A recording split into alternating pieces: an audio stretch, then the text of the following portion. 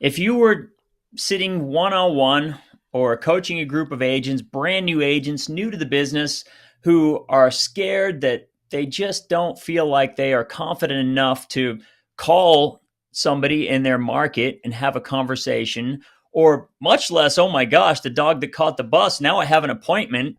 I'm going to go meet this person and I have no idea what I'm talking about. What are Yeah. some tactical boots on the ground actual actions that an agent can take when they're not on the phone that they can be doing to go out and learn, become the expert in their marketplace, which of course will beget confidence over time. Two things, and thanks for the alley oop there, my friend. Set this up nicely for me. One is this is when we get into, you know, proper preparation prevents poor performance. Try to say that 5 times fast. It's like one of my favorite sayings in the Mulrennan household. So, what does that mean? That means that just like a doctor spends lots of time, you know, practicing her craft before she ever opens up somebody's skull to do their. We're talking about doing the same thing, yeah? So, what we're Mm-hmm. talking about is knowing the presentation, Yeah. really understanding and the why behind the what on why are we going through this presentation that Dominic and Brandon call the days on market presentation. What is it that I'm trying to communicate to the seller to get that seller to see? So number one would be to really spend a lot of time really, really knowing that presentation, really practicing that presentation, so much so that you get the presentation, you grab an agent locally in your office, you get it on camera or someone virtually that you're role playing with, and you're recording that listing presentation in the beginning every day. And I would focus on one part of the presentation at a time until you've got the entire thing dialed in. And at that point, you can feel confident. We're talking about confidence here to go on an appointment to handle that conversation with the real seller. That'd be number one. Number Yep. two, you have to preview property. Plain and simple, you have to preview property.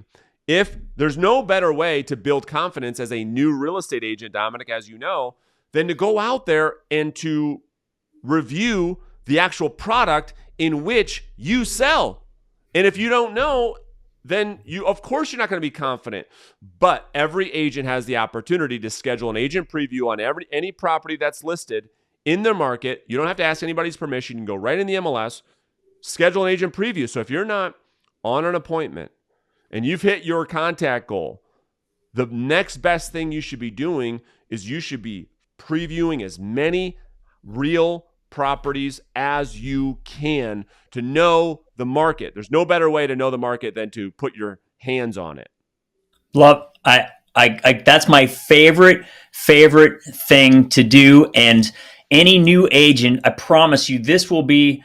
You will feel like the biggest weight in the world has been lifted off your shoulders when you're in a listing appointment with a for sale by owner or an expired or anybody, and you're showing the comps, and you can confidently say to a homeowner, I've been in that property. I know it. I know what it smells like. I know what it feels like. I know the pictures look better than it actually did. Man, when you can say that to a seller, you can look them right in the eyes and you know it because you've been there. Like, that's a game changer. It's a game changer Absolutely. because people buy confidence. That's right. That's right. Yeah. And So, you got to preview property because you have to understand to understand to be great at pricing property and to again be a confident listing agent. It's a decision. Just know the inventory better. And on one more tactical thing, I know you said two. I'll give you a bonus one. How about that? Is that okay? yeah, please. Yeah. A bonus tip is to not only preview property, not only to work on your presentation. Well, I'll give you two bonus tips. We're studying the stats from the MLS every single month that come out every single month. We know the stats by memory. The other tip that I often see agents mess up on is they should have themselves on an MLS alert for every new listing pending and sold in their market. Like there should never be a world where one of their friends says, Dominic, did you see that new property go up? And you have no idea what they're talking about. Or a client says, hey, that thing just went under contract. What do you think? And you're like, oh, shit. What are you talking about? You should be first to know. Go into the MLS. There's a little button that says ASAP, right? And so you should be getting multiple emails a day in real time from your MLS anytime there's movement in the market. This is what we're talking about when it comes to becoming an expert and really knowing the market. So reviewing the stats, knowing your presentation, really practicing it. Like you can send it out on camera to everybody and everyone would give you a standing ovation. That's what we're talking about. Like, holy crap, that person is really good. You could do that as a brand new agent, by the way. So knowing your stats, dialing in the presentation, previewing property, and setting yourself up on an MLS alert. Yeah. And that brings you full circle. So if you're doing all of those activities, right, it's the perfect circle. If you are an expert in your market, you're confident in your presentation, and you're making your outbound prospecting calls, it's the perfect circle. You will develop what you feel like is missing, which is self-assurance in your own abilities. And your brain will want to go and present to people if you know you have something of value to bring them. Yep. And that value word, we just told you how to have it. Without doing those 4 things, you don't have any value to bring. So of course you're not confident going into an appointment. So let me talk about one more tactical thing.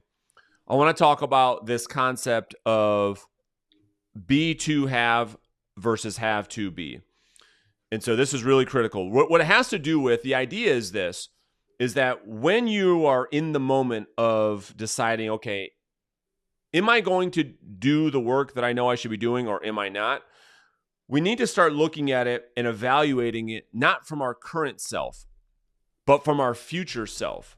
So the question is, how will my future self respond to this behavior if I continue to behave this way?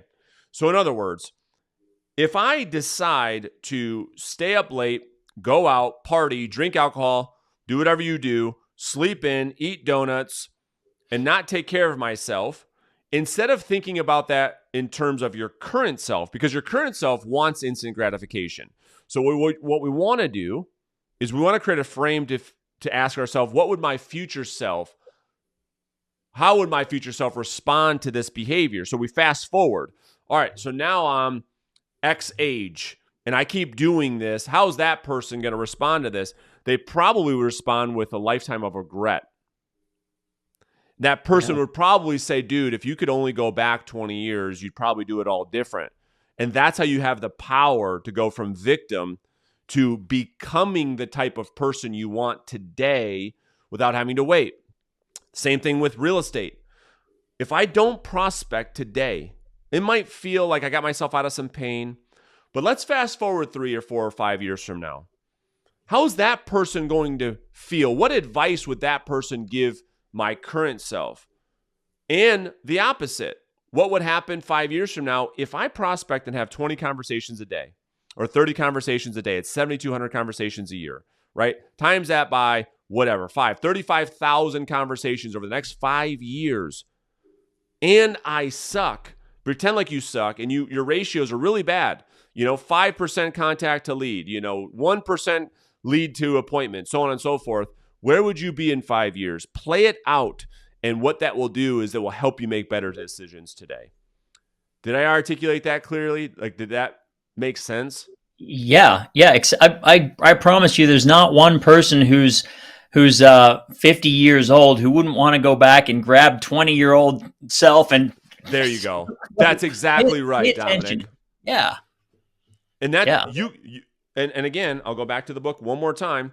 He has a whole chapter on that methodology, on saying, well, okay, I know it feels good to sleep my ass in right now, or whatever the thing is, whatever behavior that you're faced with. It's just to remove yourself from the current state, from your current self, and just fast forward. How would future self like this?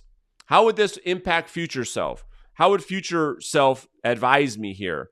And this can guide you. This is a really good guiding decision-making framework, Dominic, for people to make awesome decisions right now based on future self's advice.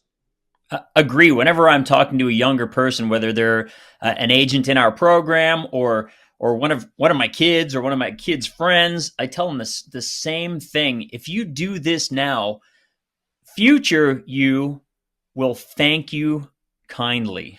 That's right. I And promise you. every day you get to decide. It's a decision, And so anyway, I hope that we beat this. I mean, there's probably more, but we just went for 30 or so minutes, and I think that hopefully people really got it, like mindset and some tactical things. And so appreciate the conversations with you. Truly, I like how deep we went today. Yeah, awesome. Thank you, Brandon. Much appreciated. All right, brother. Talk to you soon. Talk to you soon.